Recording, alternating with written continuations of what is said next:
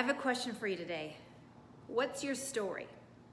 What's the story that you've been hanging on to for all this time that has become your label?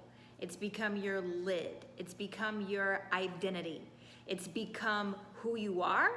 It's become why you're stuck. It's become your personality. And it has also become the reason why you can't progress in your life. Everybody's got a story. The question is whether or not we're willing to recognize it, and if we are willing to do the hard inner work to release it. Sometimes we become so attached, so emotionally attached to the story that we aren't able to release it. It's like we're all of a sudden naked without the story. So for some people, the story is maybe they were treated very harshly as children. Maybe they had a physically or an emotionally abusive parent or sibling.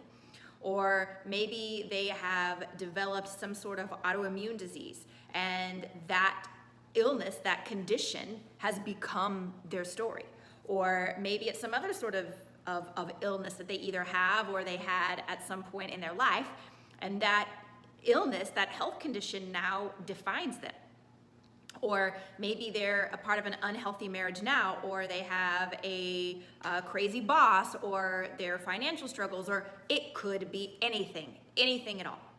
Okay, now you could also give me a laundry list of reasons as to why all of those things are very valid reasons that they become a part of our identity, and you would be 100% correct. But the question is, are you willing to live with that story for the rest of your life to the degree that that story becomes your last chapter? Or do you want to have something to say to this world beyond that story? Now, you asked for tough love, so I'm giving it to you right now. The question is, are you willing to release the story? Or are you so addicted to telling that story, to living in that story, to the emotional roller coaster of that story, that you actually, on a subconscious level, cannot let it go? It's a very tough question that each one of us has to ask ourselves. And the question is, again, am I willing to let it go? Am I willing to actually create a new personality? Am I willing to think a new thought? Am I willing to have a new conversation? Am I willing to live in a different way? Am I willing to develop new emotional responses and patterns that will allow me to move beyond that story? And then that story can become a part of who you used to be.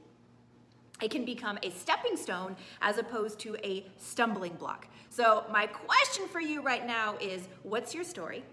What has your story been up to now? And are you willing to release the story? You can give me every reason in the book as to why it's been a good story, why it's been a necessary story, and why you haven't moved beyond it yet.